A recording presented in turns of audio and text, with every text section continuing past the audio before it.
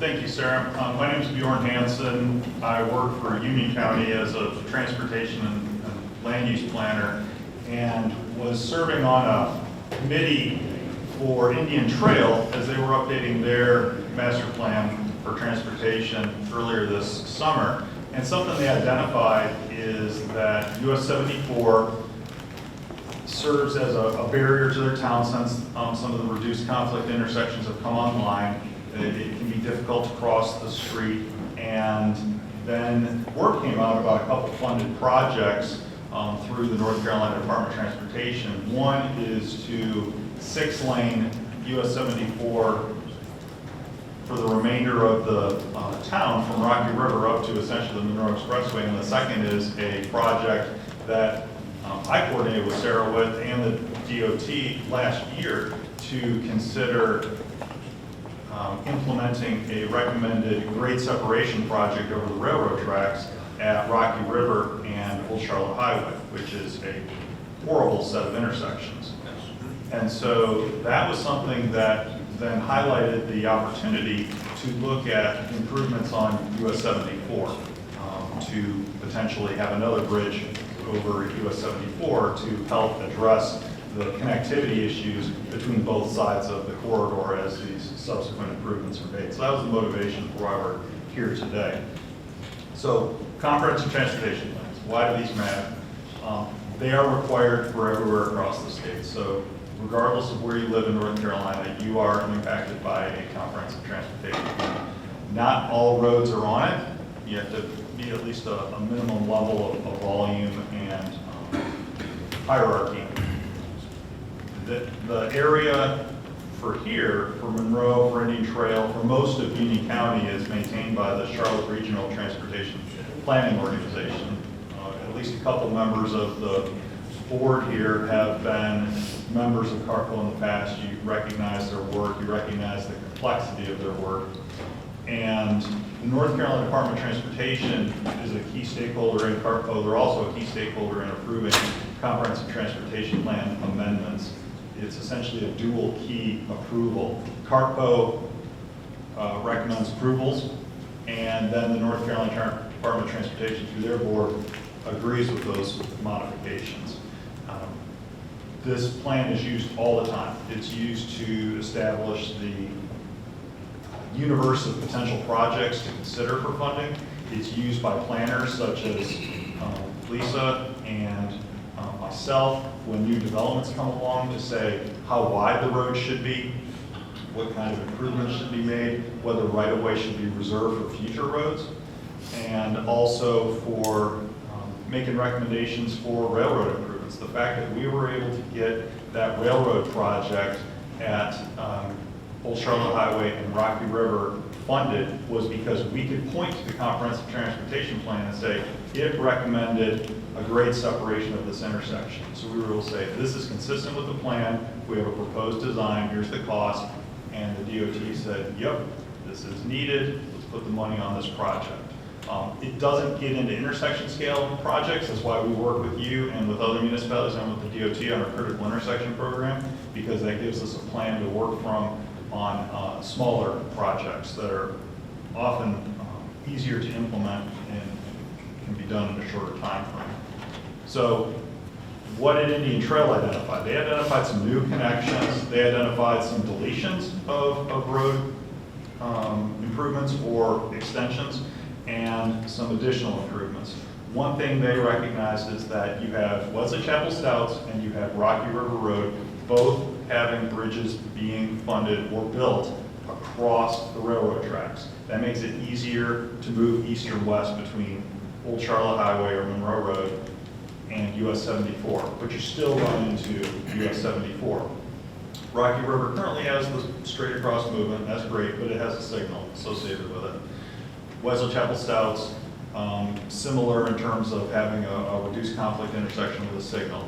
So we looked at both, and due to the amount of development in the area and the connections that could be made, it was determined that Indian Trail felt that actually Rocky River Road was more appropriate to focus our collective efforts on to try and create a connection across US 74.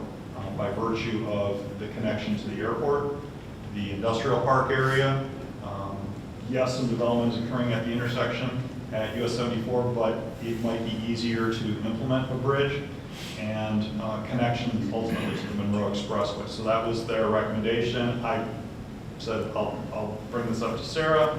Sarah said, let's take this to City Council, and here we are today. So again, the opportunity, you can see that US 74 going up towards Indian Trail and the Monroe Expressway is funded for 6 laning.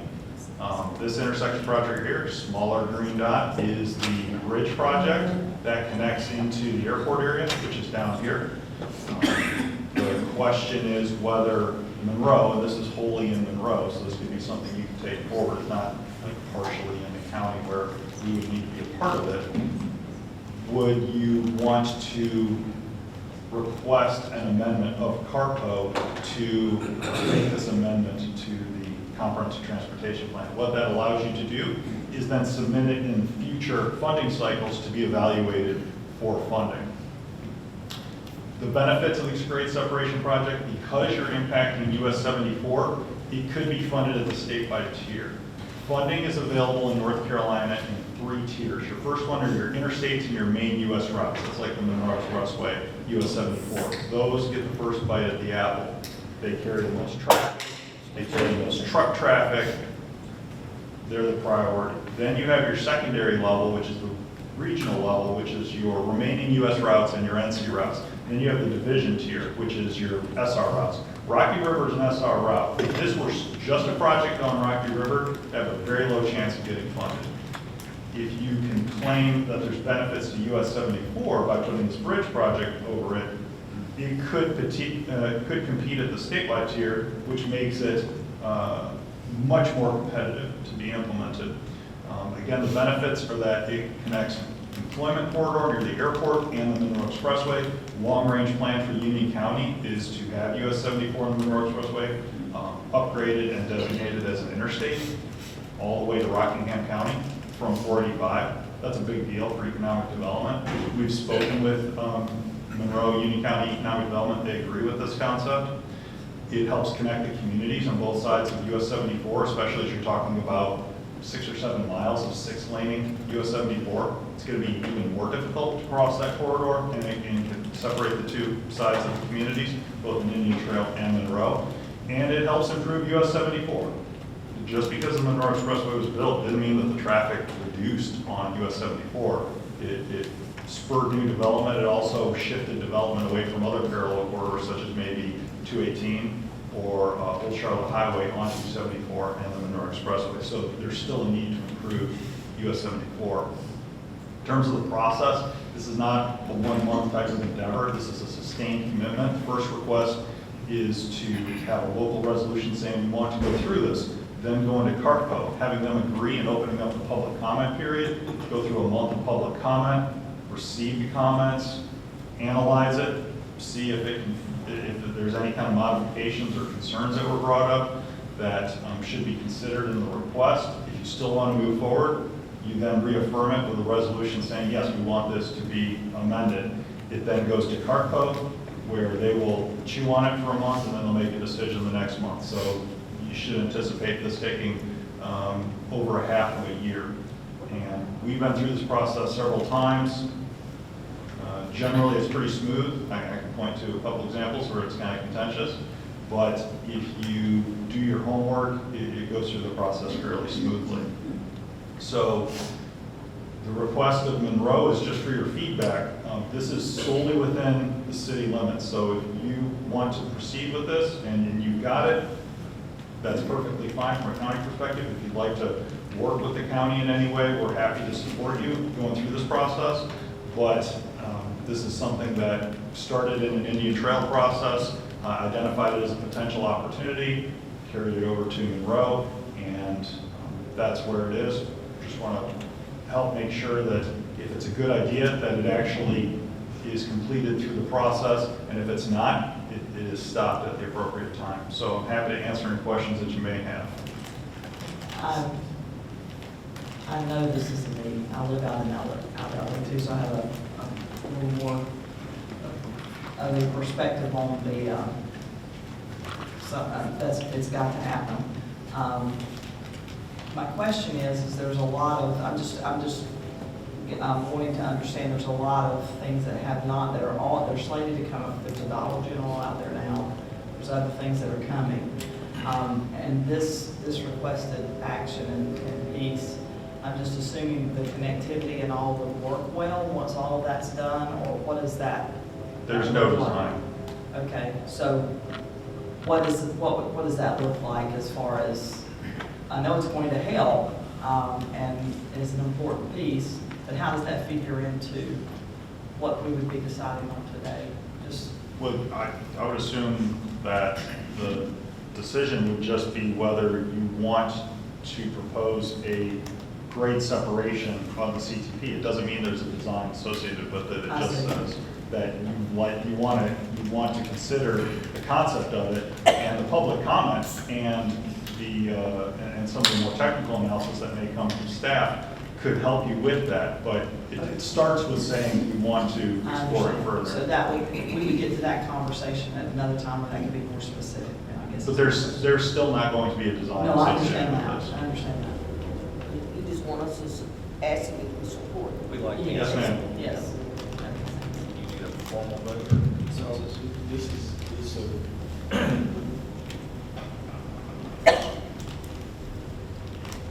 so this would be Monroe taking the lead in this process to get this on to the plan. Procedure. And It says month one, local resolutions. That would be something that we would need to form a resolution to take the CRTP up. Is that correct? Yes, sir. Okay. Lisa, Silent, come up this way. So this process would all fall under your area of responsibility, right? So. You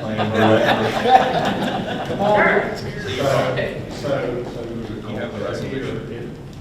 If city council wanted to move forward with this, then Planning and Development would prepare a resolution that would be recommended to the Charlotte Regional Transportation Planning Organization for their consideration. And just to piggyback on what Bjorn mentioned, that is the CRTPO's Comprehensive Transportation Plan. That's their 50-year plan. If the city is to pursue any type of project, it has to start with being on that plan, and then it can be submitted for funding in the future. Just for clarification, the John Moore, the NCDOT is going to make a better intersection out there, more of a T intersection versus what's out there now. Is that not correct? Around the Dollar General, James Hamilton? I'm sorry, James Hamilton. Correct, and NCDOT is going to touch on all those transportation projects that have gone through this process and are going through the fund, that have received the funding and going to be implemented. That will be one of the first projects that the city, I believe, sees implemented or installed. So But they're going to touch on it. So the thought of having a bridge there is not, I mean, it's not going to be out of the way to have a bridge there. We're going to have an intersection further down. It's not as though it's going to be all jumbled up right there at Sept. Yes, that's my point. We're not going to dig up a whole different road. It's going to be further down, James Hamilton is. Correct. Gotcha. So do we need a vote or consensus? So you can do a resolution, we can vote on today. Adopt the resolution, put the resolution together. on either at our next meeting, and then you vote on that Okay, so resolution. consensus to put the resolution. So I see a consensus to put the resolution on to the next meeting.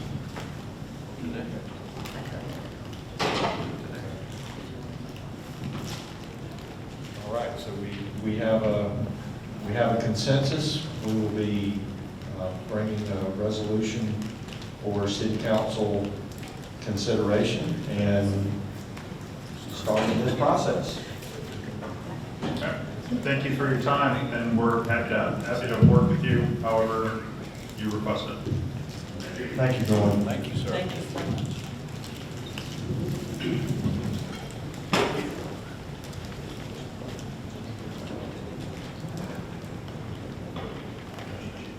Up next is Sean Epperson. He's the Deputy Division Engineer with NCDOT.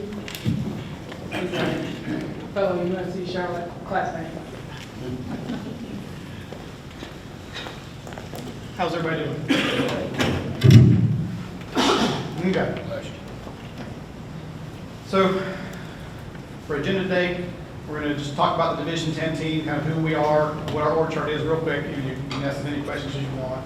But just kind of give you all an overview of how we're laid out and who you would talk to about different items. And then this is actually out of what we're actually going to talk about the STIP and the funding, and then we'll go through our projects that were funded through that process. So, org chart. So our division engineer is Brett Knight. I believe he's been to a couple of y'all's meetings recently.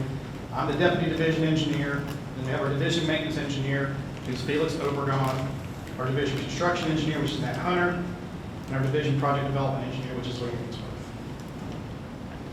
So our division maintenance engineer, Felix, he oversees all of our district offices, our division traffic engineer, all of our county maintenance engineers, bridge maintenance engineer, all the folks who are out there maintaining our roadways and our network, our transportation system. And then our equipment shops, and then the Transportation Management Center, which is located in Charlotte, and they run the IMAP patrols that are like on I-85, 45, and our other interstates.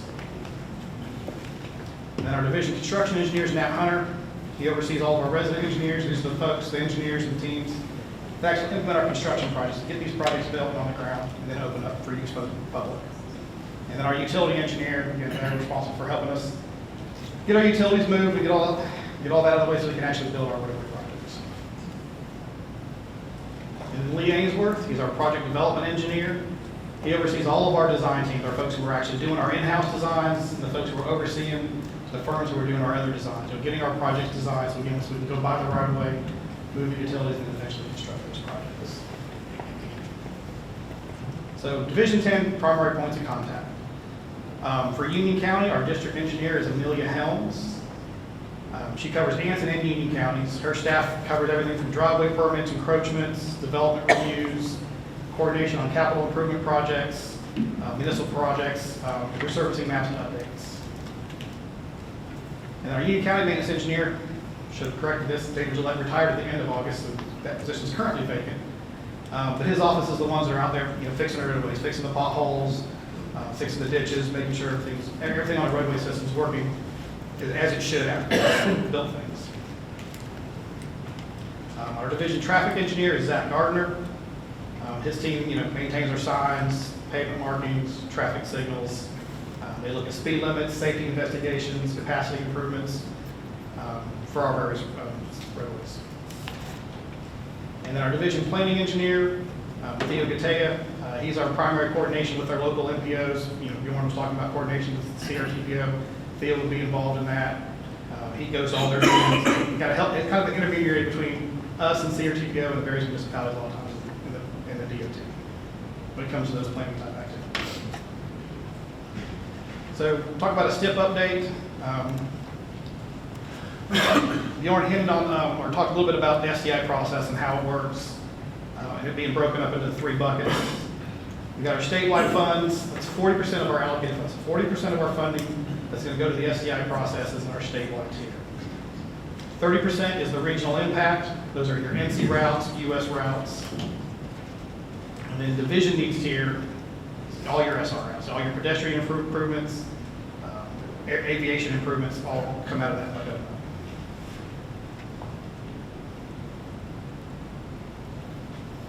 So like I said, the statewide tier is taking just 1 bucket. It covers all 14 divisions, all 100 counties in the state. The regional impact, your NC US routes, is divided up per region. Division 10 is in Region E, which is also Division 8. So that's divided up into those 7 buckets, which is based on state population.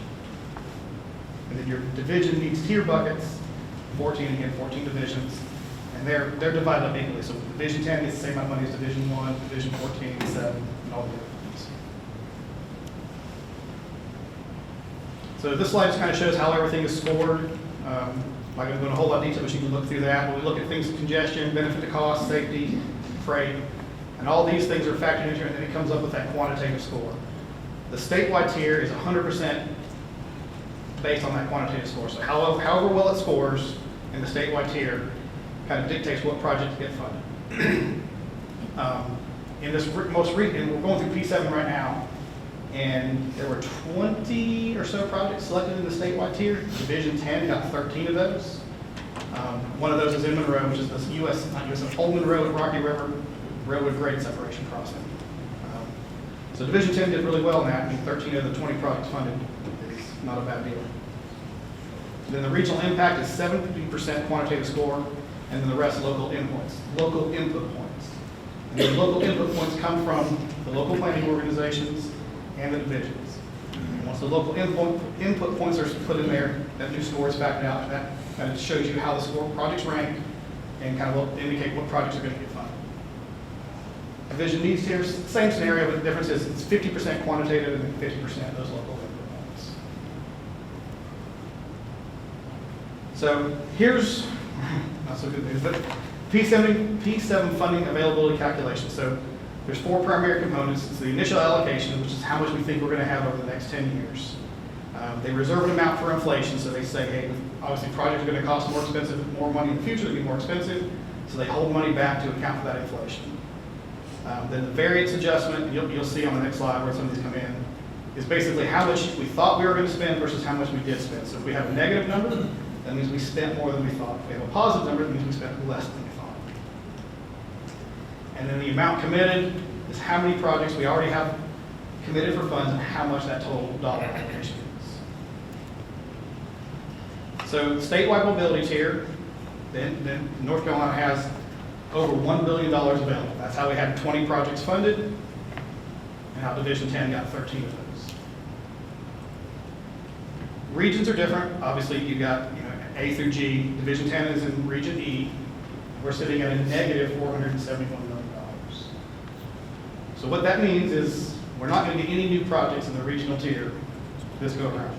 What it also potentially means is projects that are currently committed, that are currently funded, are going to be delayed. We're going to have to delay projects. We have to have a balanced step. But unfortunately, what it also potentially means is that some projects that are committed and funded today are going to become unfunded, could become unfunded. And then the division bucket, again, Division 10 negative by $101 million. So again, there's going to be projects that were in that division these here that are going to be delayed, and then projects could potentially become unfunded. So we're currently updating costs that are cost estimates that are more than 2 years old. So those numbers that I just showed you were as of May 2024. They're going to go up. Probably already have gone up. We just haven't seen new information. But every time we update a cost estimate these days, it goes up, unfortunately. So I already went over this. If a SCI funding category is negative, projects are going to be delayed, potentially decommitted. So how the projects are going to be determined, which ones get delayed and decommitted, it's primarily based on a seniority ranking. So projects that are currently in a hopper were funded either P3.0, P4.0, or P5.0. It's the STI process. We do it every 2 years, sometimes 3 years. But if they were funded in 3.0, they have a less likely chance of being decommitted or unfunded because they've been being worked on longer. Other factors are going to be looked at. How far along is the project? Have we purchased right away? Have we bought right away? If we've already spent money on a project, we're less likely to want to decommit it. So if a project was funded in P5.0 and it's already managed to get to right away, it gives it a better leg up than the project in P3.0, maybe for whatever reason, has been delayed and hasn't progressed as far along as other projects. So it's not completely based on how long they've been in the STIP, but it is one of the primary factors. And this is the schedule for the P7.0. We're expecting the draft STIP to be submitted to the Board of Transportation in January. That'll be our first clue, our first look at what projects have been delayed, have their schedule shifted, and what projects are potentially being anticipated to be decommitted. What projects have to fall off the STIP in order to keep our STIP balanced and in budget. Okay, and we'll talk about some projects. After telling you some of these projects may not happen, we don't know which ones they are yet, but Just want to caveat that. This project is, it was brought up a couple times, at least once. It's the James Hamilton Road realignment there north of Rocky River. That project's in right of way, so as I said, mentioned earlier, the project's in right of way, has a better chance of still continuing. With construction anticipated to go the summer, fall of 2025. And it was funded in P 3.0, so it's got a lot of things in its favor for not being affected by the budget shortfall. Then we got the U5764, U5931, US 74 widening projects. Really two projects. 5764 is widening of 74 from Rocky River to NC 200 Dickerson Boulevard. And then U5931 is the intersection improvements there at US 74 at Secret Shortcut. We've combined the projects, they overlap. So we're designing them together, we anticipate buying right away together and letting them together. Right of way acquisition is supposed to begin in 2025, summer 2025, with construction summer 2029. So didn't want to show the entire project. Obviously, it runs from Rocky River to 200 Dickinson Boulevard, but this is kind of a snapshot of what that widening would look like there at Rocky River Road. There's a chance that that would be delayed, correct? It's possible. This project was funded in P 4.0, so it's in the middle of that seniority ranking. We haven't started buying right away yet, but we're anticipating to start buying right away in the next summer. So things they're looking at is if it already has bought right away, that's a bigger factor. But the closer it is to getting the right away, helps it. So it's in the middle of the seniority. It's about to start buying right away. Gives a better chance than other projects. I don't know which ones are going to get. I wish I did. Wish I could tell the future. I keep asking questions. They won't tell me anything. Mainly because I don't think they've 100% figured it out. There's 14 divisions, 7 region buckets, 14, so it's moving pieces across all the states. So it's not easy. I think they have some ideas, but I don't think they know definitively yet. Once they know definitively, hopefully we'll know more. But like I said, definitely in January when we release that draft step, we'll have a clear picture of what's going to happen. And then this, just kind of shows what 74 Secret Shortcut and 74 Dickerson. U5723 is the US 74, US 601 interchange improvements. Right-of-way acquisition is in progress with construction supposed to go in 2028. Could you back up, please? You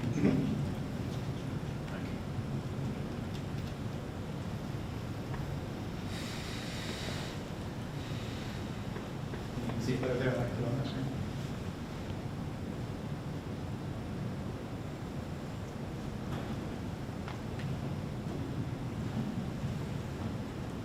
So Dickerson is not going to become Secret Shortcut Now, because a couple of reasons. The project scope was to widen 74 to 6 lanes, not realign Secret Shortcut Road. In addition, I'll say, right now, you've got Dickerson Boulevard, high volume traffic, busy roadway, intersecting US 74. You've got Secret Shortcut, a very high volume roadway, busy roadway, intersecting US 74. So you've got a lot of traffic on each one of those wide lines. You put them together, you've got a significantly busier intersection. It will be significantly more challenging to make operations work. Splitting them up, well, maybe counterintuitive. You have a lot. You're not dealing with as much traffic in one place at one time.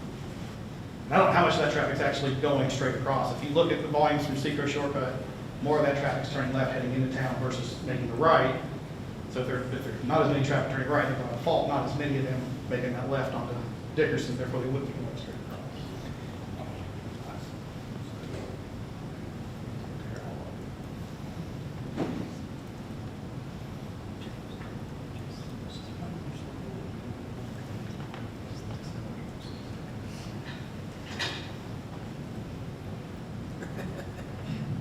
is this low on the funding scale, I hope? Right-of-way acquisition starting soon, which gives it legs up. It was funded in P 4.0. From the seniority ranking, it's in the middle of the pack. I will say that 5931 technically is funded in the statewide tier. It's not negative. So it's safe. I mean, if you've got $1 billion to commit to other projects, you're not going to be delaying or deviating projects. So if they fund the projects funded in the statewide tier, which would be 74 Secret Shortcut, it's perfectly safe. The rest of the widening, kind of nothing. I'm sorry, so say that again. So you said that the Secret Shortcut in 74 is perfectly safe? Is that what you It should be. It was funded in the statewide tier. Gotcha. We're not negative in that tier. So. Gotcha. I understand. So right now we're designing them, anticipate to buy right-of-way utilities together. Obviously, if one of them gets even just a schedule adjusted, we may have to back up and look at designing them separately. Well, we might still design them together, but constructing them separately.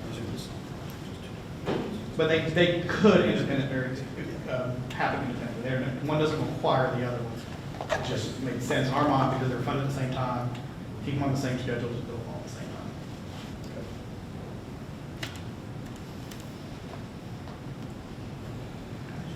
74-601 interchange, I can't remember how far I made it through this one. Right-of-way acquisition was in progress with construction anticipated in 2028.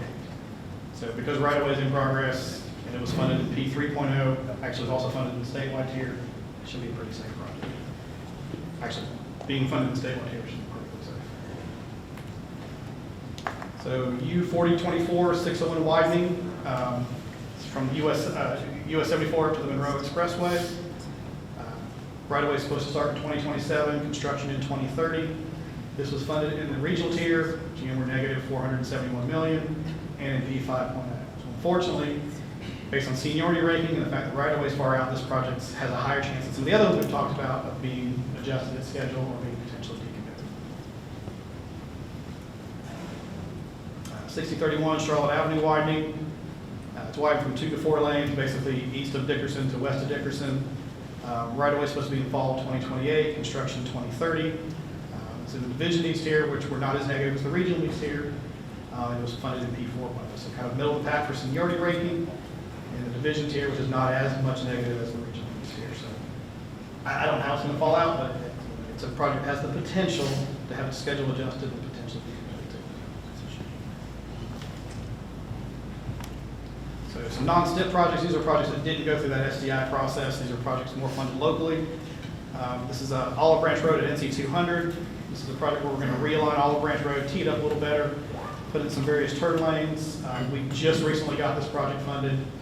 It's funded through contingency funds and developer funds. We worked with the city of Monroe, Sarah, got various developers in the area who were all supposed to build some turn lanes. You know, each one, 2 or 3 were building different turn lanes, but nobody was realigning the intersection. So we felt if you're going to add all these turn lanes, we know we've got geometric issues there, so we took it on. The city's taking the money from the developers, funneling that back to us. We're funding the difference to realign that and put all those turn lanes in, and a traffic signal. We don't have a traffic signal symbol shown on there, should have, but it will also be a signal intersection. So, like I said, schedule's still in development, but I would say turn lane project. Travis, if you feel differently, let me know. But probably go to construction in about 3 years. We don't have any major hurdles. NC 84 at Rocky River. Got the installation of turn lanes in all the approaches. Right-of-way is in progress. Construction spring of 2026. This was funded through DA funds, which you can get through CRTPO. It only lists Monroe on here's match, but it was talking to Bjorn. The city of Monroe and Union County helped provide funds for that match. So between the city, county, and DOT, we covered that match for those federal funds. Went to CRTPO and got money for that project.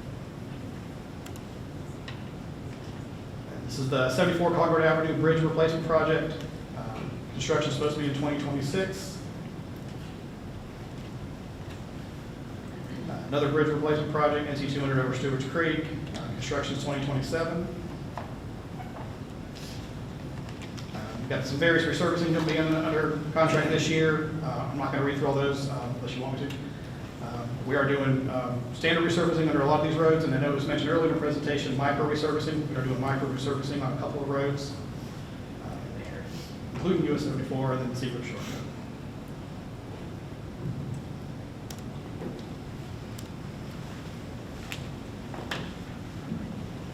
Questions?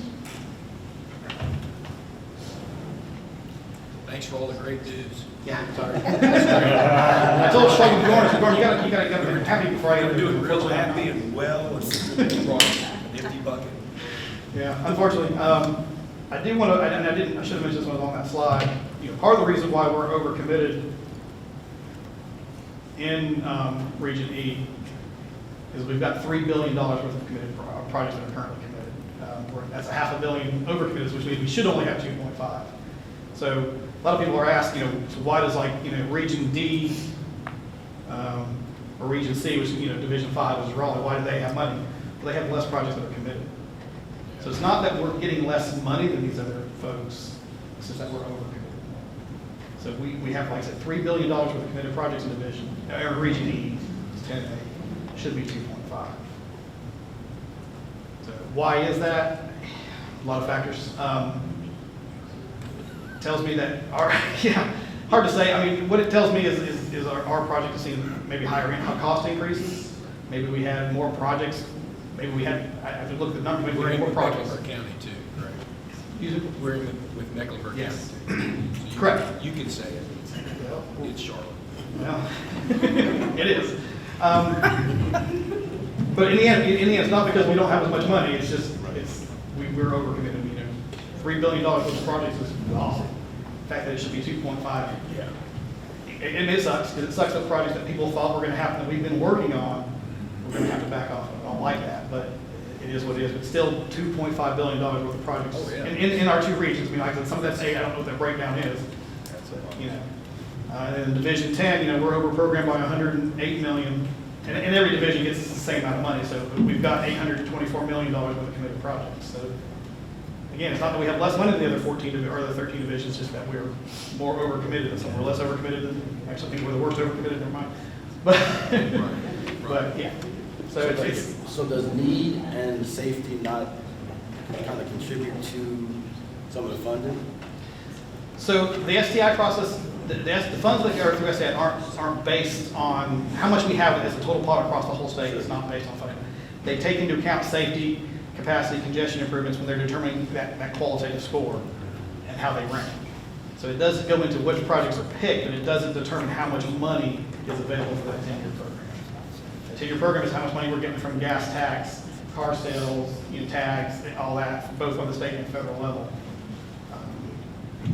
But it's not specifically, you know, we're not getting more STI money because of safety. We're getting this bucket of money because of where it comes from, and then other factors, safety, congestion, et cetera, determine which projects get picked. Do you mind going to the slide for the Dickerson intersection?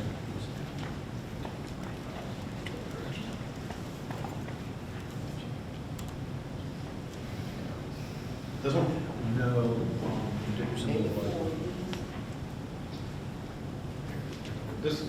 Charlotte Avenue, okay. This one? Yes. Yeah. Mark, wasn't this the one that we discussed? Yeah. Okay. There's a lot of concern in our community about this specific intersection. A lot of accidents and so on and so forth, and that will play to Councilman McGee's concern that he just brought up about safety playing into a big factor of this. We have data for this intersection that shows that there's a real need for this intersection to be looked at. What do we do about that? How do we get that information? What do you mean? To you guys, if there's anything to kind of help this being a P4 project, just to basically say, please continue to follow through, keep pushing this project through. Is there anything that we can do as a city to give you more data based off of police reports and things like that that we've had to call out to this intersection? Is there anything that we can do to kind of help? At this point, no. They're going to look at, like I said, seniority ranking, but also where they are, where the projects are in the process. That was our recommendation. Seniority ranking being the primary factor. We recommended that to CRTPO. CRTPO, and I think, CRTPO voted to accept that seniority ranking approach. So if there was going to be something that deviated from that seniority ranking approach, it would have had to occur during that process. And what's your perspective on this project? As you were kind of telling us, is this one of the ones that falls in the middle of the pack? Like, approximately, yeah. It was funded in P4.0, so Okay. it's from pure seniority ranking and where it was funded is in the middle of the pack. I'd have to go look at how it's scored in P4.0, and I can pull that information later to get it to you to see where it fell exactly in that. So it's middle of the pack seniority ranking, right away still 3 or 4 years away. So that doesn't help it. But it was funded in the division needs tier where we're less over-programmed than the region needs tier. So I wish I knew. It's definitely a potential project to at least be delayed, right? I mean, hopefully it would delay a lot more projects than we decommitted, because we've got to be balanced over the 10 years. So it may just have to move a couple of years to make that happen. And this project's been on the books for a while, right? For about 4 or 5 years? Yeah, P 4.0 would have been, 5.0 I think was 17, 18, so 19? Bjorn, you were, no, you remember about 17, 18. Yeah, we do it every 2 years. I think we skipped 3 between 5.0 and 6.0. So I think 6.0 was 2 years ago, 5 would have been 3 years before that, so maybe 6 years ago, 6, 7 years ago.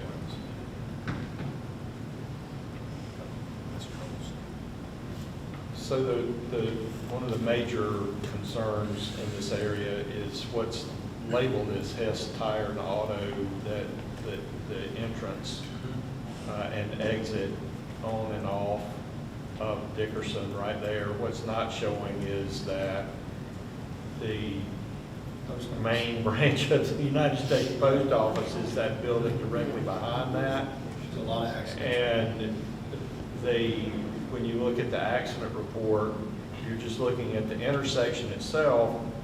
You know, there may be 5 or 6 on the report list for the last 12 months, but if you go 100 yards down the street to this entrance to where the post office and this tire place is at, you know, it's several pages long.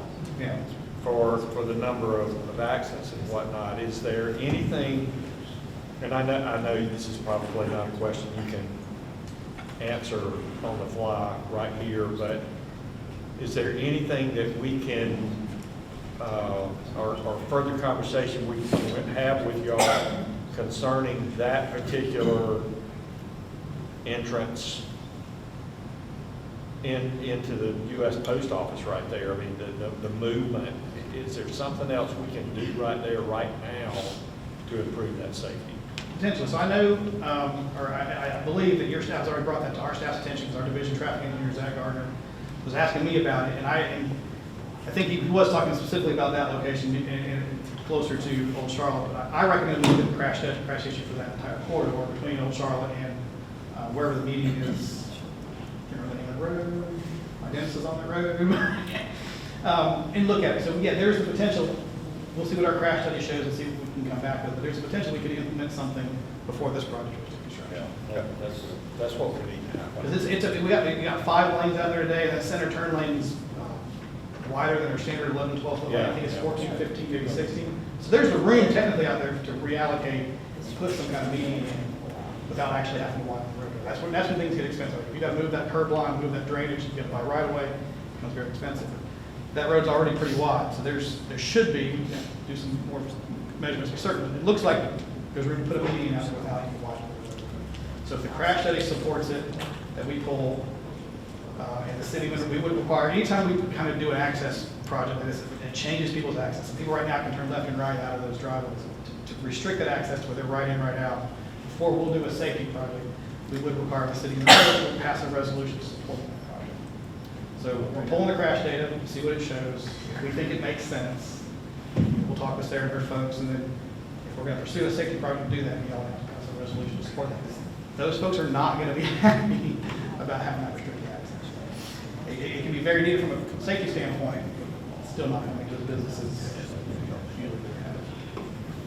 Do you have a timeline for when you may be back with Sarah to give us some information so that city council can be updated and potentially take some action? I don't know off the top of my head. I have to get with Zach and see where those. Sarah, do you remember when you requested those things by chance? Whenever they sent it to me. Okay, yeah, 'cause I think he came to me not long after you sent it to him, and I just don't remember how long ago that was. So Okay. I can get you an update those on things. Okay, please, Sarah, if you could pass that along, or we do an update for city council,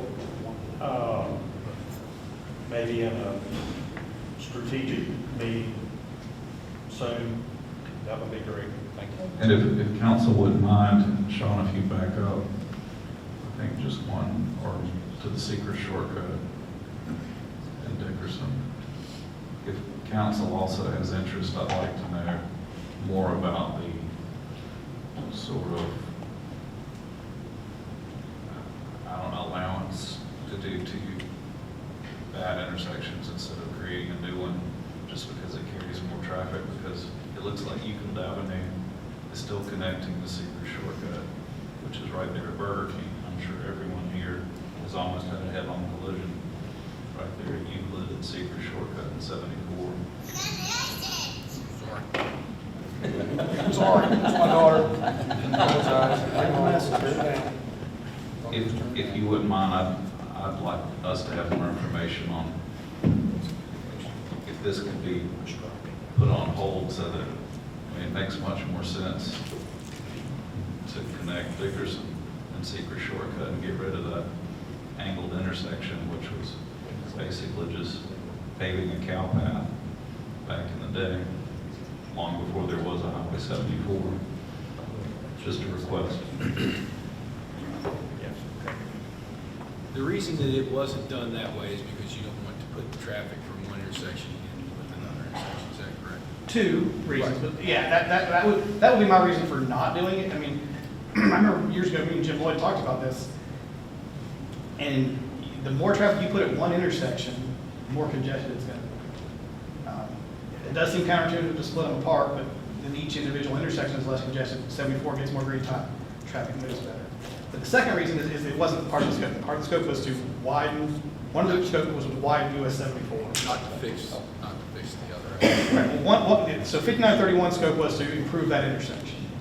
But the other scope of the project was to widen 74 between 200 Dickerson all the way to Rocky River.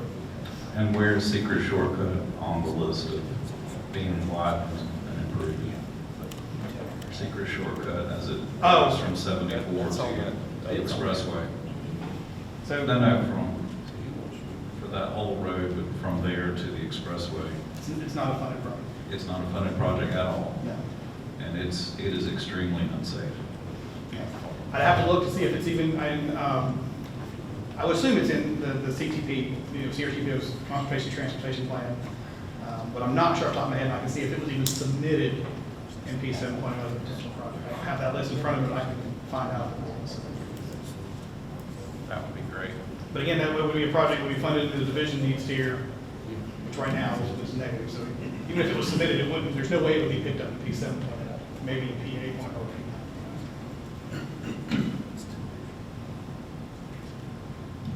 Do you have any non-highway projects in there for us, like with the airport? I did not bring that full list. But I can pull it and get information. I know there was, like I said, you're talking about existing funded projects or like this will be funded in P 7.0? 7.0. So the only one, there were two in Union County. That was Rocky River, Old Charlotte, making that great separation with the tracks. And then it was widening US 74 from where this project stops, 5764 at Rocky River, all the way down to 6485. So I know there was an aviation project picked, but I don't think it was one from I'd have to go back and look at 100%. But I can get that list. So just so council understands what we're asking, so transportation funding for airport improvements, the next project in order of projects, the next projects are rehabbing, strengthening, and widening the taxiways. So that's split into two different projects. And then, so that's project 1 and 2, and then the third project would be strengthening the runway itself. So we've got some apron strengthening that is getting ready to occur this fiscal year. And then the next projects in line are the taxiway improvements. You want to strengthen those and whatnot before you strengthen your runway, because if it makes sense, you strengthen the runway and you pull the heavy plane off onto a taxiway that couldn't handle that weight, and it's kind of evident what would happen. So you kind of have to develop it in reverse, if that makes sense. And if I could ask that the division would please give consideration to moving up our striping project on the runway, that would be really great. It's been a while, and it's much needed. Yeah, I can touch base with our aviation division and see. Our aviation division kind of handles, coordinates all those projects that are on the aviation side with the local airports. So I'm not directly involved in building our team at Division 10 is directly involved, but I can get with that and see. It's desperate. Yeah, I can get that bit.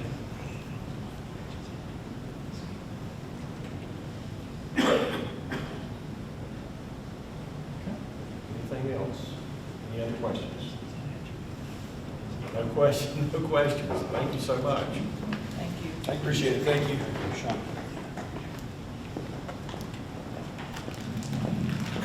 Mayor, it's 11. Lunch is not scheduled until 12.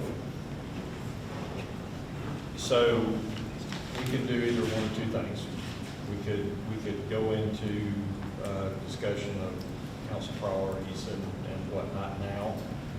Or we could move up the discussion, the fire station discussion now for lunch. Let's go to fire station. All right. Then Fire Chief Ron Fowler and his group are here.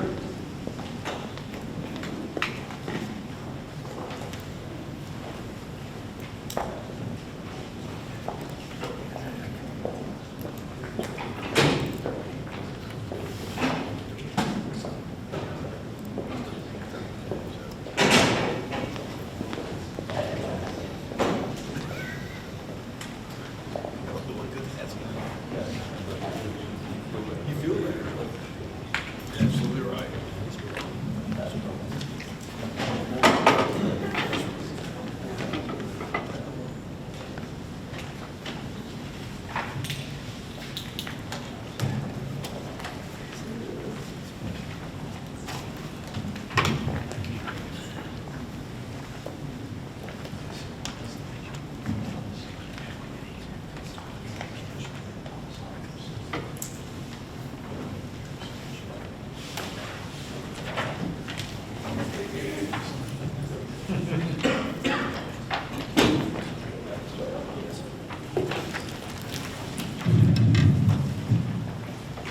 Good morning, Mayor and Council.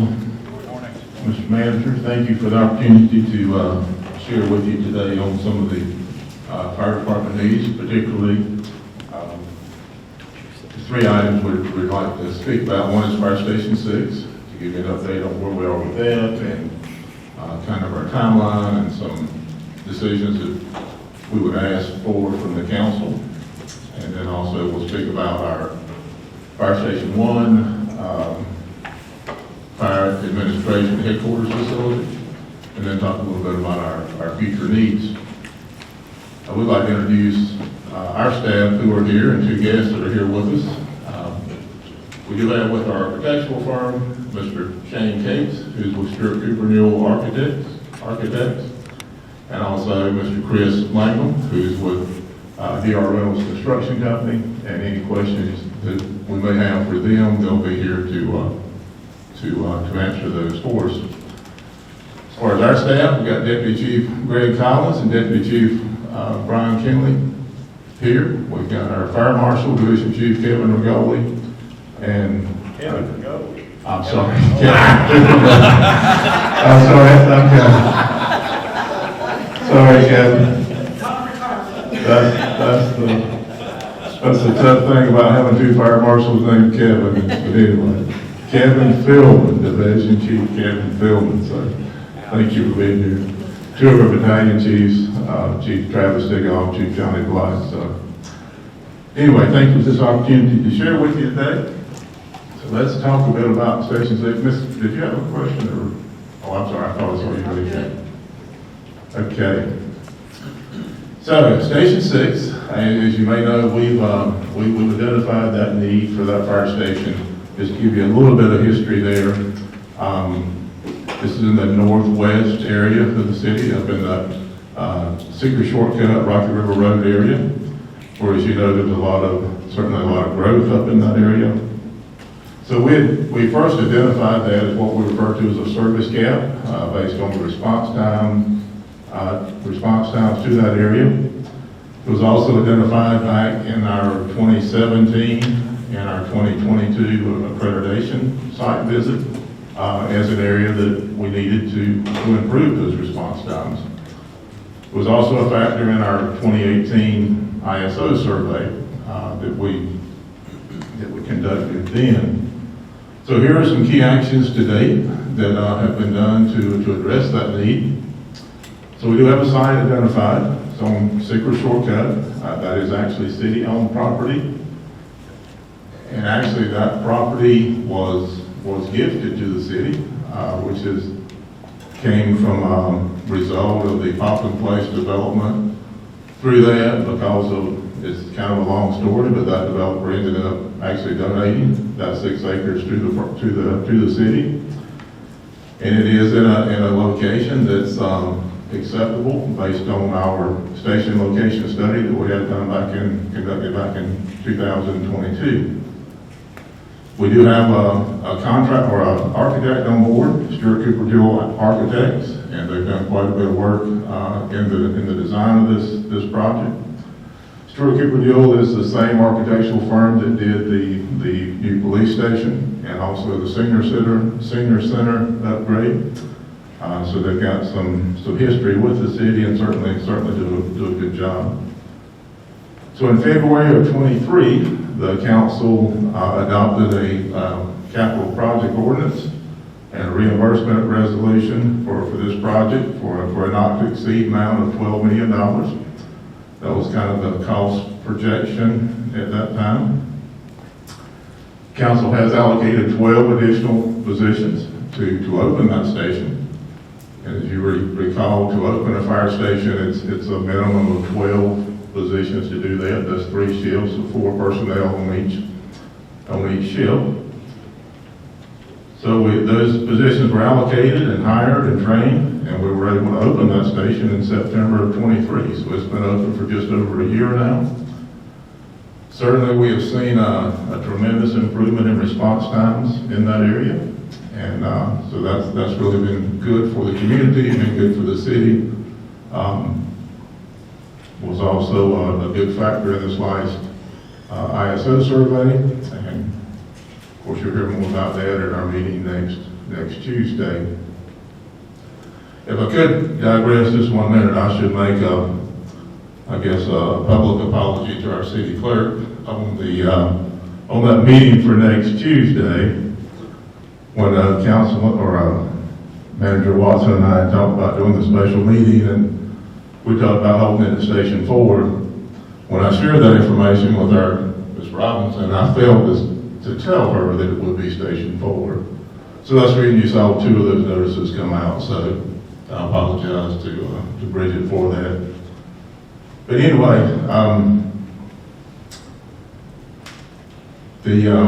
that certainly has been an improvement in our ability to provide services in that area. We've also selected a contractor. We're doing the CMAR process, the construction manager at risk. We selected that contractor, that's DR Reynolds.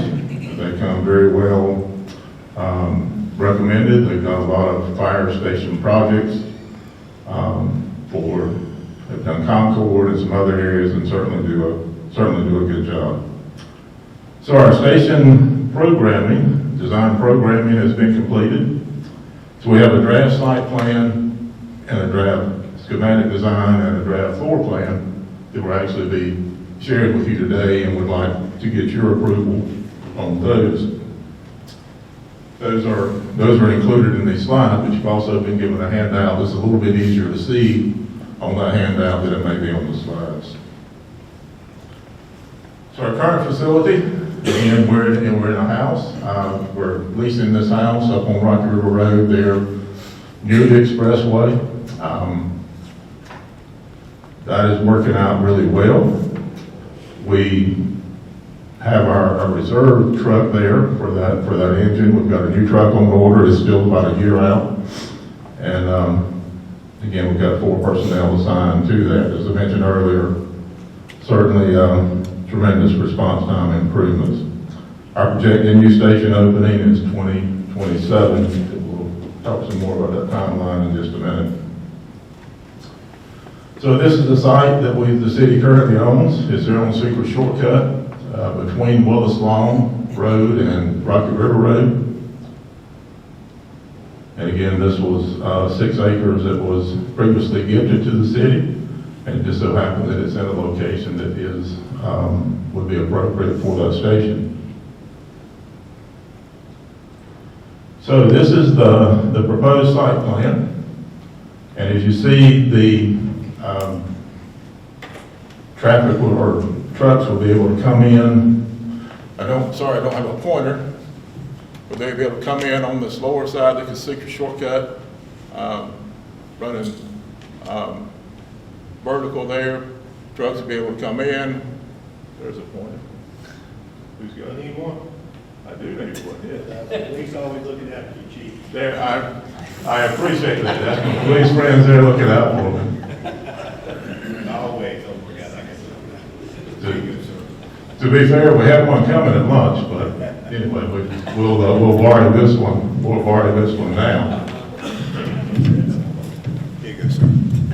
Just hit that button right there, you'll be good. It's already ready to go. That is perfect. Everybody's got to love a police officer, don't you? So I appreciate it. Thank you, Chief. So again, this is Secret Shortcut. I don't know if there's a way for me to take that.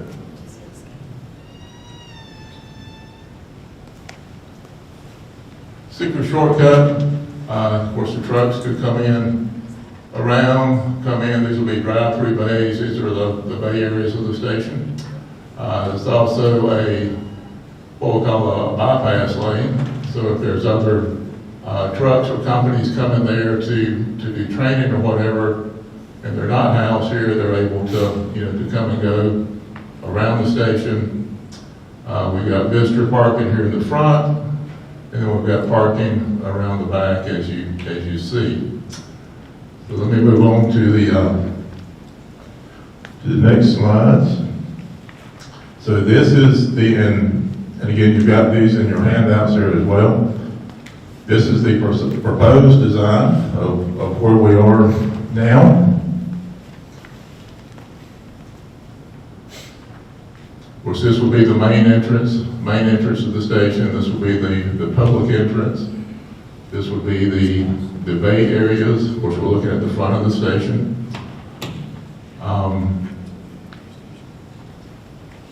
This script writing that may change. That may be a different type of lettering across the top, but we could work through that.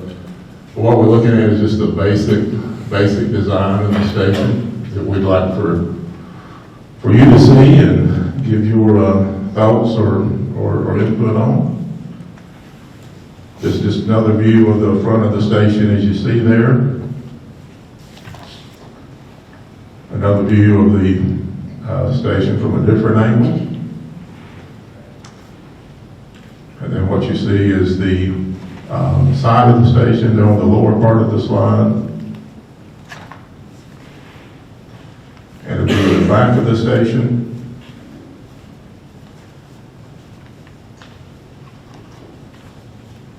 So that's the where we're at now as far as the station design. Is there any comments or questions or anything that the council would like to know more about the design and or the look of that station? Again, we do have Shane with our architectural firm here and Chris with our builder, and we'll be happy to answer anything when they get it. Can you go to the slide that talks about the interior, maybe go through some of the interior? Yes, sir, I sure can. And we're all wondering why there's no fire call. We get that question a lot. we do get that question a lot from tours and children's groups, that kind of thing, that are doing tours. All of our stations are single story, except for at City Hall. We could put one in the manager's office, and then we could drop down right through. He would love that. I think he would. I think he would. So let's talk a bit about the floor plan. So what we see here, these are the bays. There's 3 apparatus bays. They're each one drive-through bays. These over on this side, you see, these are like tool rooms, air compressor rooms, that type of thing, where we would fill our self-contained breathing apparatus bottles. Coming from the bay, this whole area right here is considered a decon area or a decontamination area. One thing that's we've seen more and more prevalent in the fire service, and that's the risk of cancer or the instances of cancer in firefighters. So there's a lot now that's in the NFPA standards, National Fire Protection Association standards, that are there to protect firefighters from a health and safety perspective. So all of this area is all part of that decon area where the firefighters could come in after a call. Of course, there's an area to wash their turnout gear. There's an area for them to shower and that type of thing. This area would be the bedroom areas. We're designing this station for 2 companies and 3 bays. Now, initially there'll be 1 company that'll be stationed there. Of course, we always want to build for the future, so we're designing this station to accommodate two fire companies. Because again, we're building a 50-year building. And, you know, one of the, and I would suspect that in the lifetime of this building, we would see an additional company there. You know, one thing you think about with the stations that we have now, Station 4 is actually the only station that we have any room for growth at. And that's one that we opened last back in 2017, I believe. We did build that building to accommodate 2 companies. Our other stations, we're just completely out of room at each one of them. And there's really, to add on now, is just about impossible. One of the challenges that we're currently working through is, you know, we do have personnel allocated in this year's budget to separate our ladder rescue company. And we're working now on where do we put that other company. You know, if we think about Station 5, there's just adding on to that today is just about impossible, adding on Station 3 or Station 2. So it would certainly be my recommendation for this station, and really any station going forward, that we build those for a minimum of 3 bays to accommodate apparatus and for 2 companies. We currently assign 4-person companies. You know, at some point down the road, I could see Monroe going to a 5-person assigned company with 4 minimum, because we currently have 4 assigned and operate with 3 minimum.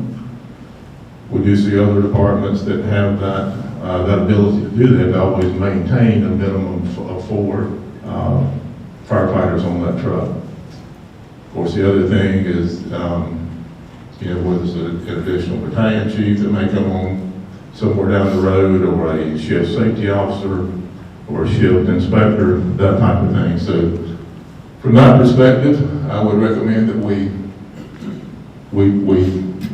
design it, you know, to accommodate that future growth.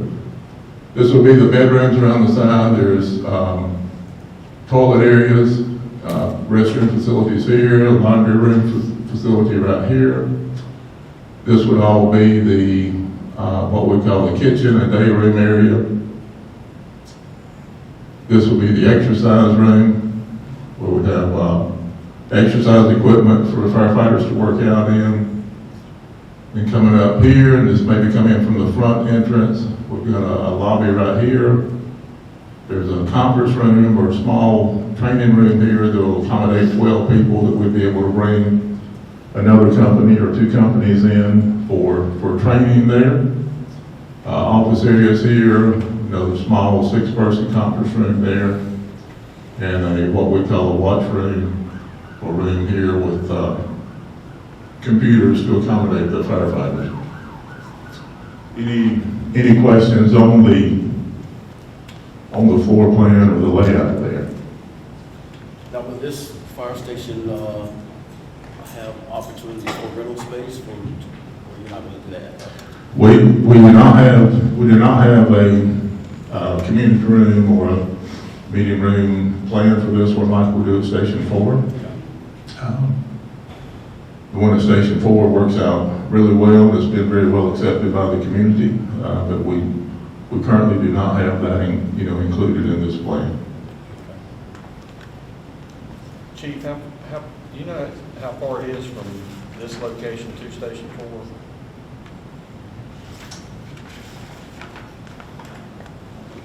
I'm going to say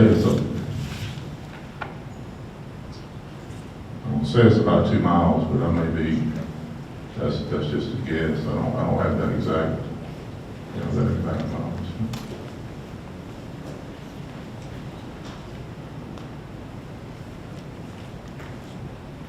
Shane, is there anything you'd like to add on this floor plan or the design in general? I don't think so. I think you did a superb job, Chief. You might mention, in respect to growth, that the whole team went down the process of evaluating 2 different schemes, where we evaluated the linear scheme that took up quite a bit of the site space and didn't quite offer for any future expansion, as well as this scheme did. So that was one of the reasons why this scheme was chosen over the other ones, future expansion potential. Correct, and we did, and to get to this point, we brought all of our chief officers together and talked about what our space needs were and what our needs were at the station, and worked with the architects and doing that programming, and then the architects turned that into the design. And one thing I was going to add too, we've had discussions with the architects and with the builder about the possibility of building this now as a 1-person station, with the idea of adding on down the road. And a couple of things with that, of course, cost to do that as you're building it versus cost to do that later is certainly going to be much more expensive because I can add it on later. But then the other thing is, it's not just a matter of the number of bedrooms, but literally everything else kind of drives from that number of people that you may have there. Everything from the decon area to the bathrooms, the kitchen, the day room, the exercise room, which again is another challenge we would have in our current stations if we tried to just add on, say, 4 bedrooms. The core facility is just not there to accommodate those number of people. Yes, sir.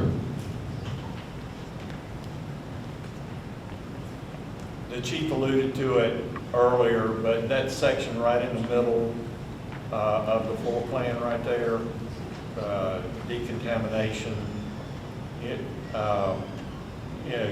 those standards didn't exist 5 and 6 years ago. And having that basically totally segregated, different air systems, everything in that area is like having a specialized building within a building now for firefighter safety. You don't want, that gear that they've had on in the middle of a burning building, coming back into the livable space. You don't want the contaminants that would be shaken off of that gear coming back into the livable space and things like that. So, you know, the expense of that type of area is something that fire stations have had to take into consideration in the past. So. And that is an excellent point. Thank you for bringing that up. And one thing I didn't mention is kind of the flow. You know, as firefighters come back in off a call, and again, they've got the carcinogens, you know, whether it's on their gear, their uniform, their person, they come back in on the call. This is kind of considered a contaminated area, so to speak, where they come back in. This is more of a, if you look at it, kind of a hot zone and a warm zone, and then a cold zone. They're able to come from the bay directly into here. This is turnout gear storage. This is turnout gear washer area. So they're able to bring their contaminated turnout gear in here to wash it. They're able to come into this area and shower. There will be some small lockers there that they would have, you know, clothes they could change into, so they can come in here and shower before they come into the, you know, to the living area, so to speak, of the station. The other thing I'd point out about the bedroom area has been designed for the quickest response time possible once you receive an alarm. You know, if it was after hour, you know, well, if they were asleep, you know, it's getting from that area into the bay onto the truck as quickly as possible. And so that's all been taken into the design of this. So there's two areas for that from the bedroom areas. There's one area here, a passageway into the bay area, then also another one right here. So wherever you're at in the building, you've got a quick access out to that bay area. So that's one reason. So Chief alluded to, you know, this being a one-story. You know, if sleeping quarters were on the second story, it does add to the time it takes to get down to the truck. Unless you got that pole. Now, Chief, you do have stairs, and it goes up to a mezzanine, is that right? It's up there. Yes, there is a mezzanine that would house some of the HVAC, mechanical equipment, that type of thing. Okay. We would also use that as a training area to be able to set that up for training. Yes, sir. And I had a question about the second floor as well. Will it be stubbed for a bathroom? And I don't want to open a can of worms, but I know there have been discussions about touchdown space, touchdown office for the EMS crews that rove the county. Is that a possibility, or is that a conversation that just doesn't need to happen? We're currently not planning for that. We don't plan for a bathroom facility upstairs. You know, as far as could we accommodate an EMS unit, that's something we would need to decide now and factor that in. Because we would need to check, we need to do a good bit of design change to do that. So we currently don't have that in the plan. And is there a pantry for the kitchen, or is there sufficient in that cabinetry?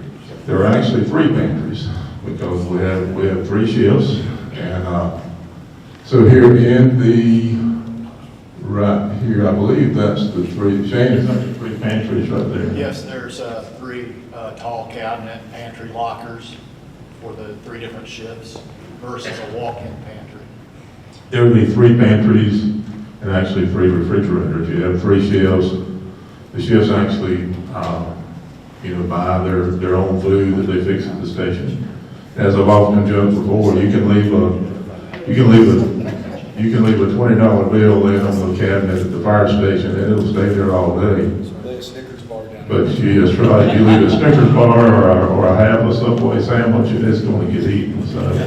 So there are 3 pantries and 3 firefighters, or 3 refrigerators. Now, I'm not gonna tell you they don't borrow from each other sometimes, but at least it's in a pantry or a refrigerator one. Okay, any other questions? Okay. Timeline. So we've got our schematic design is complete. We have our CMAR contractor on board, where the current preliminary cost per square foot of $591. We will get our GMP, or our guaranteed maximum price. We're projecting that in May. Then, of course, we work through the plans and permit process and our construction. We then move into construction with an estimated completion of February of 27. So some items for council consideration. One is approval of the design and the floor plan.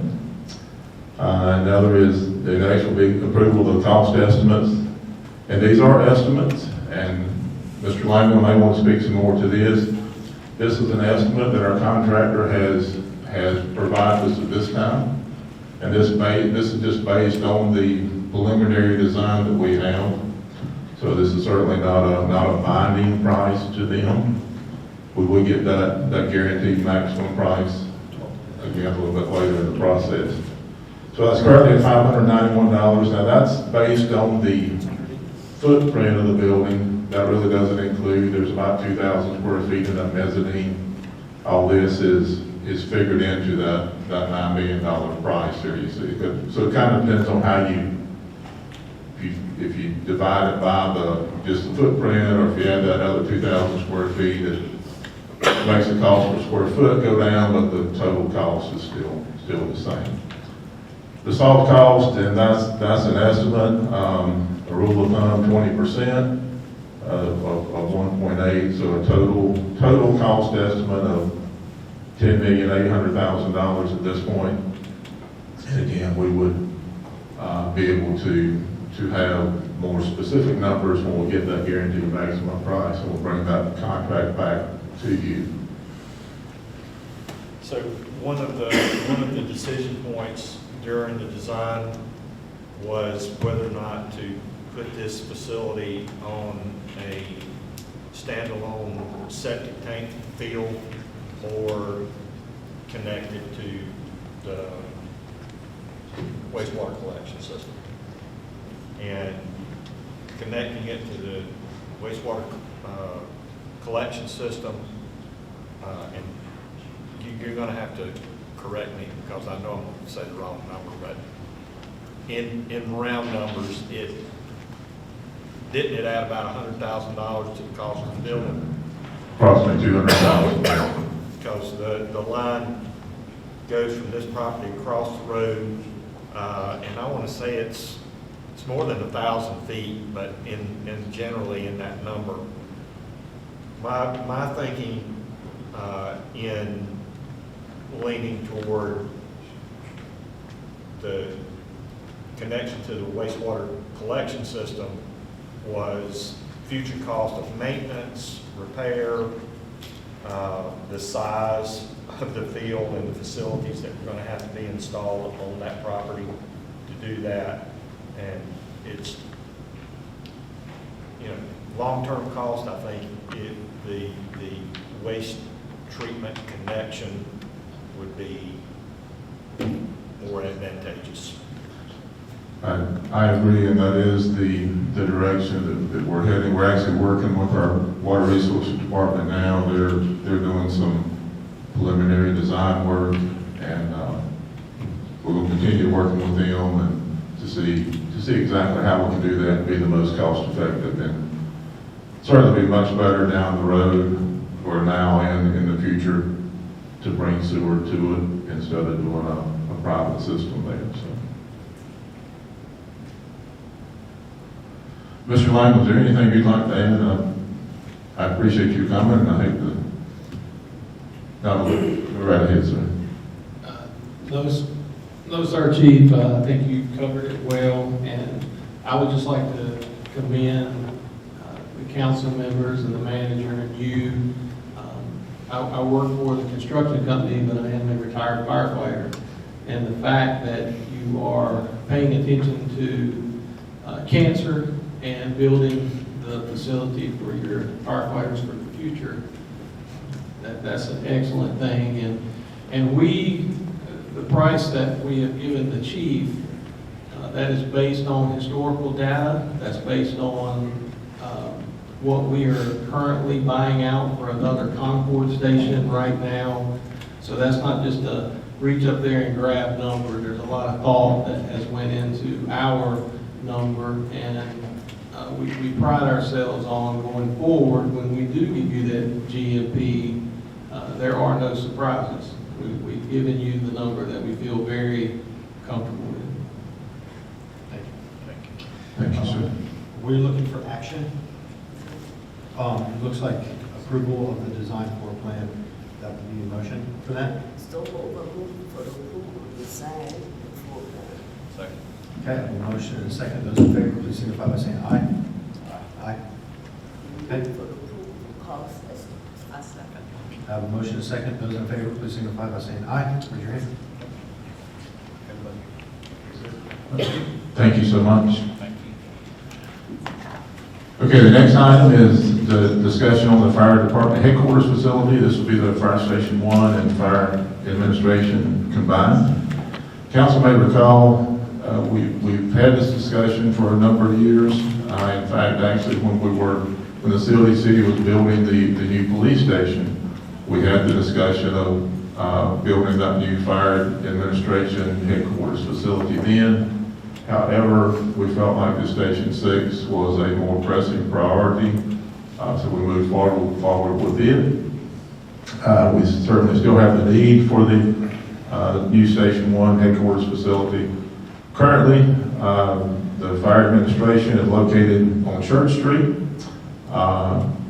in the building that the police and fire both were occupying.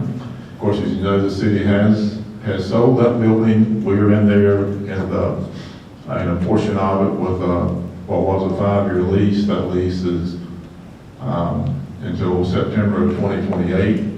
We're in about a 4,000 square foot area, which is severely undersized.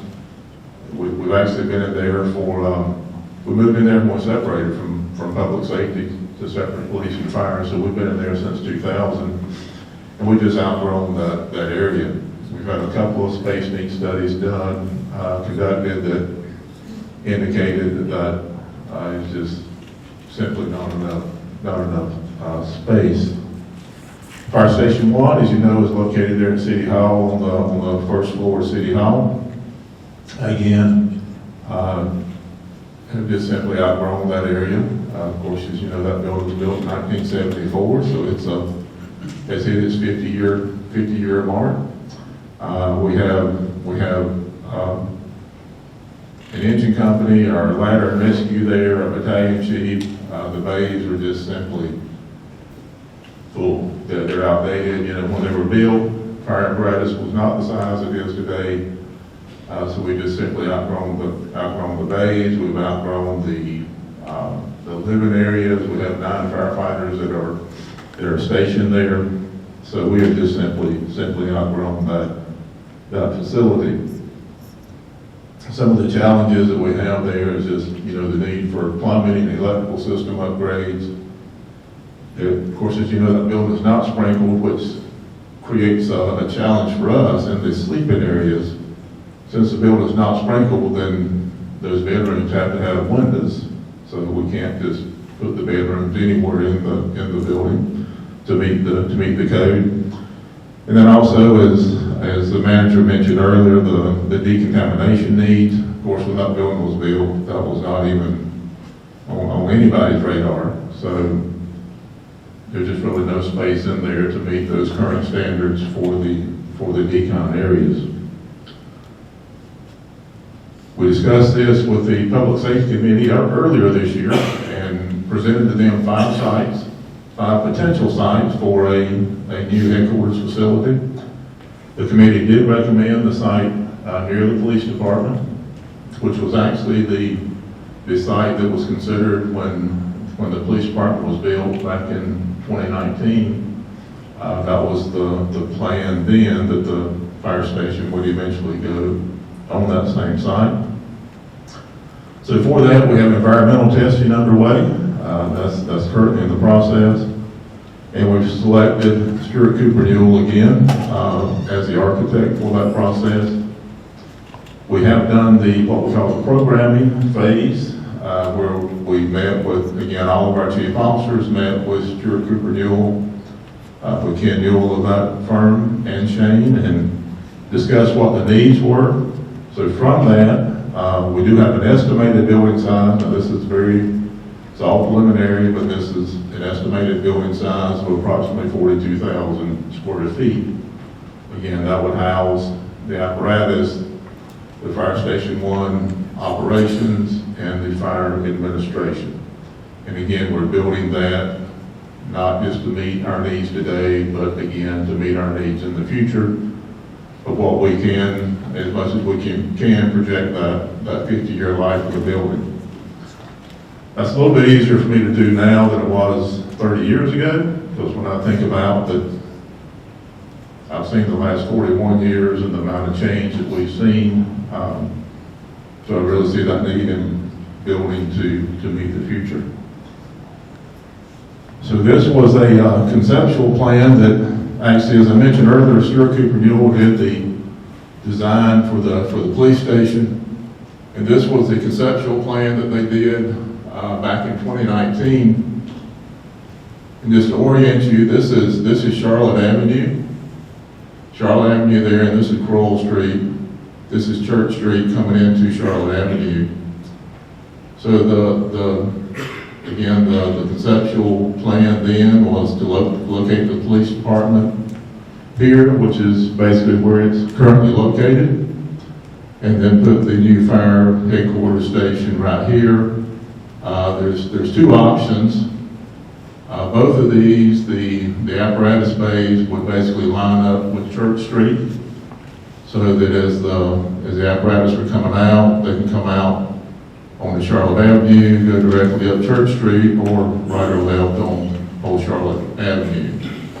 This is basically the same thing, except the building will be on the other side of the apparatus bays. So again, this is the site that the Public Safety Committee recommended earlier this year that we proceed with. This is just another view of that site that again shows Church Street coming in. Actually, Church Street's coming in right here. So the station would be located here. We really are not haven't decided yet on that design, which side the main part of the building would be on. It may be on both sides. There may be potentially be the fire station on one side of the bays, the fire admin on the other side. Again, that's all will be decided, as we go through the design process. Maybe one story, maybe two stories. Again, that we just don't know. So some items for consideration here, in working again with Stuart Cooper Newell. These are basically the proposal for the architectural services. As you see, they've got that broken out there for the schematic design phase, the design development phase, the construction document phase, bidding negotiation, construction administration, and the reimbursables. So a total design fee that we'd be looking at for that station is just over $2 million. I would just recognize Shane. Shane, would you like to give just a brief overview of this proposal? I can try. Ken Newell developed the proposal. It's usually based on. Can everybody hear me fine without? No. Yeah, use the mic if you would. Oh, it's on already? Oh, it's on, okay. It's usually based on a percentage of the estimated construction cost. So that's how he would have broken that down. And then we usually just use a standard breakdown for those different phases, like 5% for schematic design, 15% for design development, 40% for construction documents, bidding and negotiations, 5%.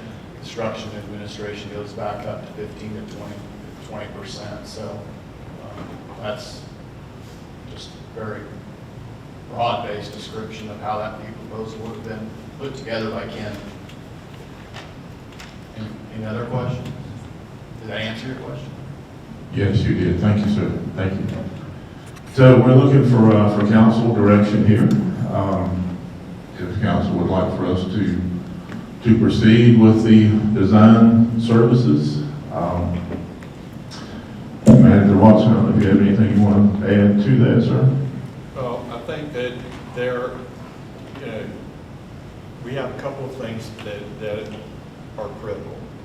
One, we only have 4 years left in our lease in the current fire administration deal, okay? And we hope that the landlord would either give us an extension on that, or we got to move, or we have to move somewhere else. So that is critical. That's a timeline we know is coming. But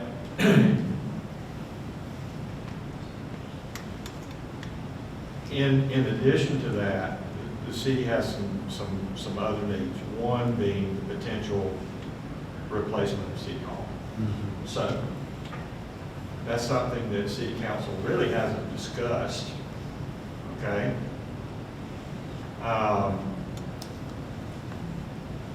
We have taken these preliminary steps on Fire Station 1 and I do think it is absolutely critical to our fire service operations to bring the fire administration and Station 1 component together operationally. We've taken the preliminary steps of having Public Safety Committee review sites. Everybody's in agreement with the site. We've taken the preliminary steps of starting and having the environmentals done on that site.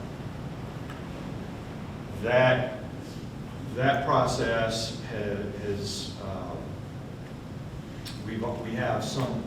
we had some preliminary environmentals, and now we're doing some additional environmental work on that site. We don't have that back yet. Okay? So we're really at this point have a decision to make. Do we move forward with the design work without having the environmentals? Or do we take this time to evaluate the City Hall question and how that may play into a solution for Fire Station 1 and the administration, depending on where City Hall is located. So, I'd rather for us to consider possibly what we're gonna do with City Hall.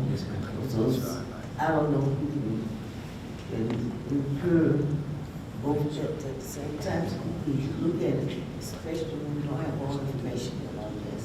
yeah. That would be my thought. Yeah. So we don't know what the cost is. Okay. And can you tell me what those reimbursables are? It would be things like printing and travel and that type of thing.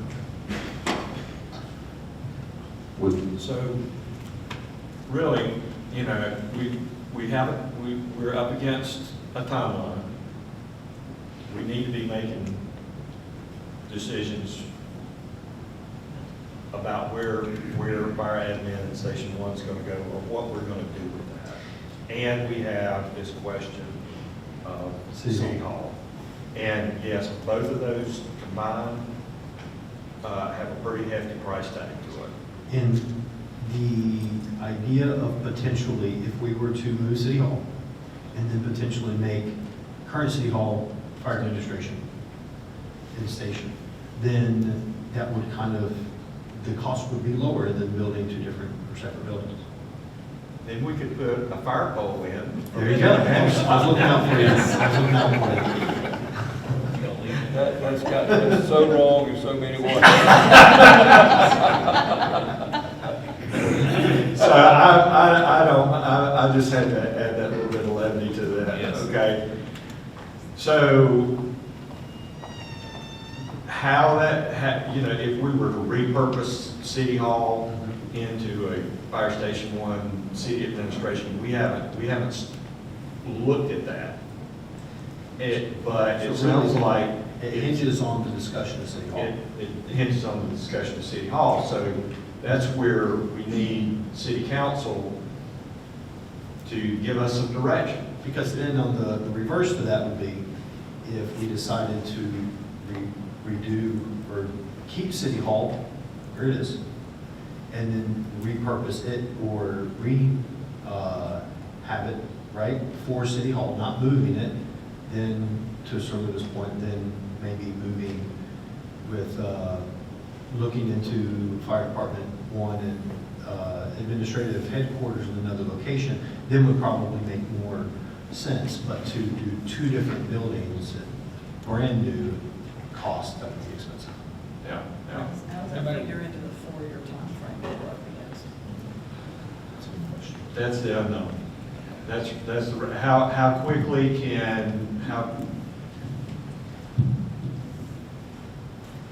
so that's why some of these decisions are important today.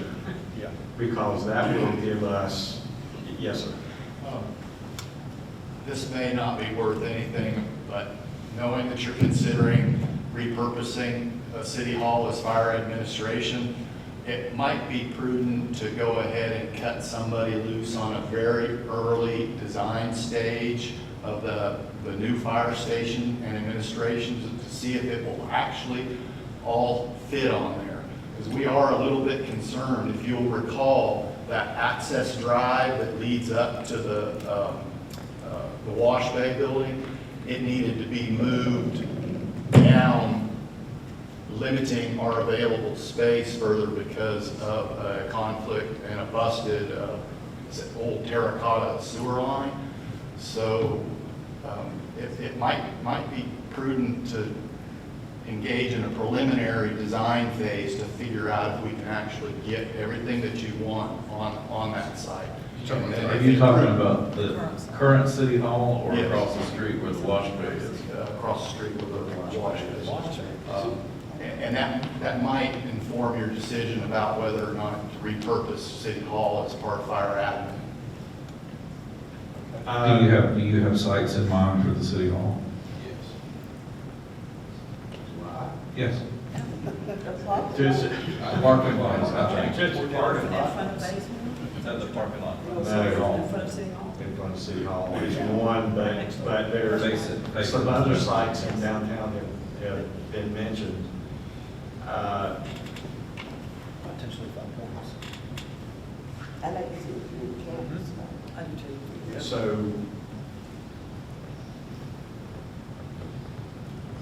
the timing of all this is important.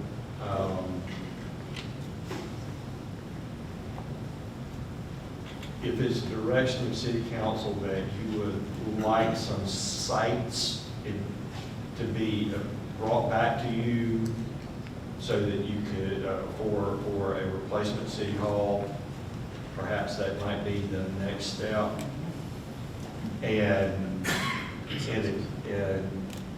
But it needs to be done sooner rather than later.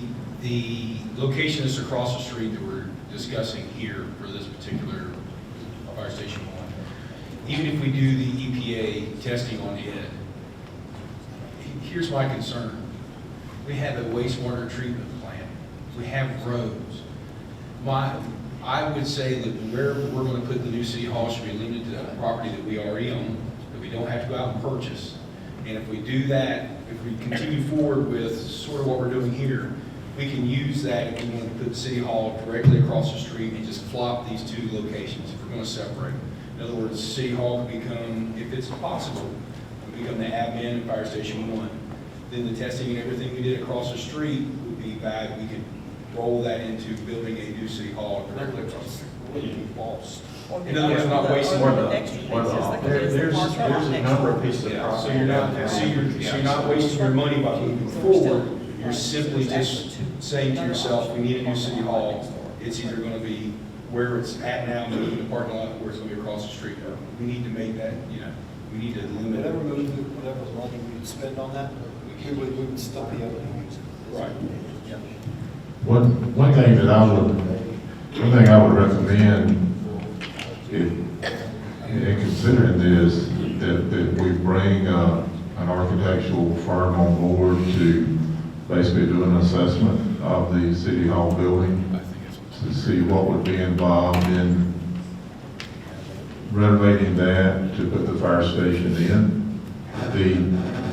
The fire admin part is much easier. The bays make it more difficult. Because we really can't expand the size of those bays. There could be a possibility of adding on, on the Charlotte Avenue side, perhaps. But that's something I think I'd recommend we bring an architectural firm on to do an assessment of that building, to see what would be involved in upfitting that building and making whatever additions may be necessary. And again, at the end of the day, then it might just be to do both projects, cost prohibitive, and then it would switch gears for us to say, okay, well then, maybe moving City Hall is not an option if we got to do something like this. And then if we moved and still went ahead with the other sites for what they've already planned for the fire department and fire administration, then we would know then we could rehab current City Hall. No.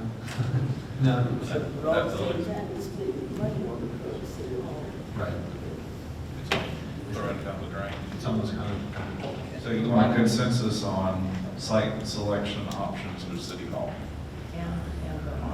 Is that a Design. assessment of how that can look?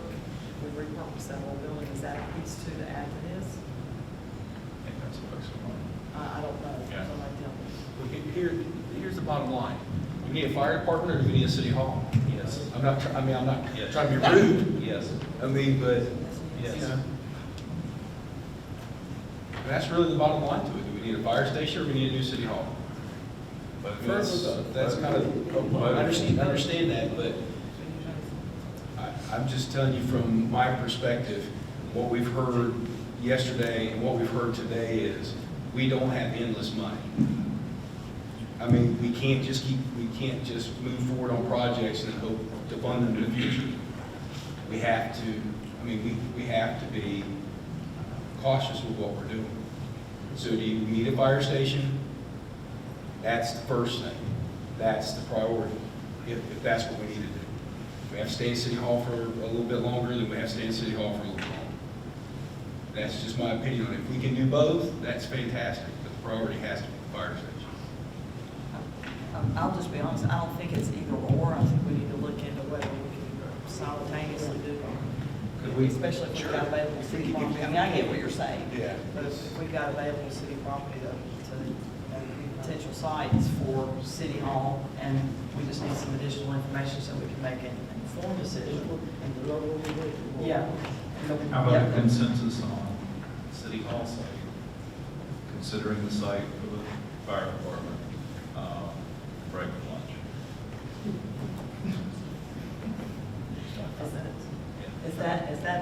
Is that the direction needed for And not to rehab current building. Fire Please. Station 1? Is there anything else we need to? I think the sites for City Hall is something we need to. Tear it down. That's, What's the best recommendation we can make today for fire station here. If we're going to build the fire station, we need to make a decision. We're going to build the fire station. City Hall is inconsequential to that. Just decide whether we're going to move forward with the fire station. We'll not put it into the old City Hall. We'll just leave City Hall the way it is. But if this is what we need to do to provide fire services to the city, then that's what we need to do. But we don't need to build a brand new City Hall in the next year. We can investigate it, but if this is where we need to spend the money, then. How about this? This is kind of all on the fly, right? Let's continue with the environmental testing of the site where the proposed Station 1 fire headquarters is going to be, because we got to answer that question no matter what. Right. Okay? Let's engage a architect, engineering firm, whatever, to evaluate current City Hall for two purposes. Yep. One, either we renovate the City Hall for city administration purposes, the whole thing, or we renovate it for Fire Station 1, which is, like Chief said, is probably going to require some adding on to the building, quite frankly. But get that evaluation done. The third piece is to evaluate sites in the downtown area for the potential of a new City Hall. So that does a couple of things. We're running multiple tracks at the same time, so that it's not a linear process and one thing's waiting on another. Okay? So to recap, we continue with the environmentals.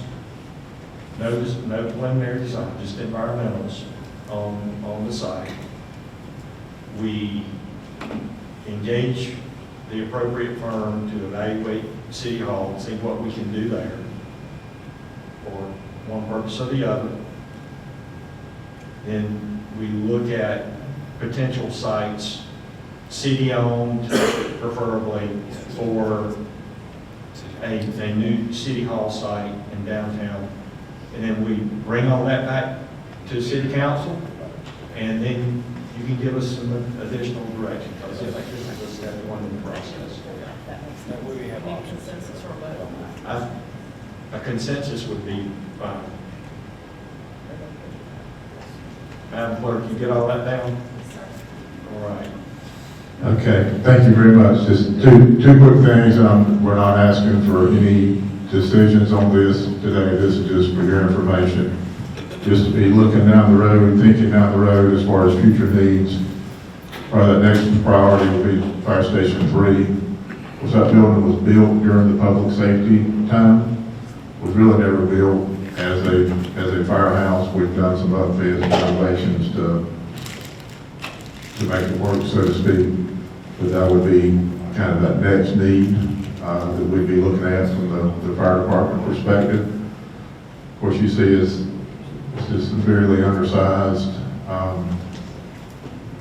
very small in all the interior areas and in the bays as well. We're very limited in what we can and can't put there. My recommendation in going forward with that would be to plan for property acquisition and just to rebuild that station. I don't think there's room on that site to rehab it or add on it or that type of thing. So something to plan for the future. And then finally, I'm thinking again for the future is acquiring property for the relocation of Station 2. That's all part of that station location study we did 2 years ago. That would relocate Station 2, would add Station 7, and then eventually Station 8. So I think really to be proactive from the city's perspective to find property in those areas while property is available before those areas start getting built out. So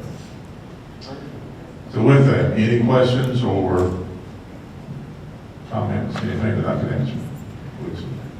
I think we We got everything we need that way, that a lot of decisions made right there. Mayor, before we, Appreciate you, sir, thank you. before we break for lunch, and there are box lunches back here, I do have some information that I need to share with council.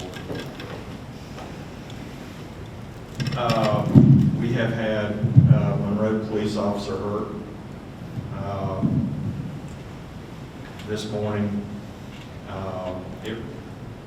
That resulted in a chase that y'all heard taking place down Highway 74 out here toward Marshall.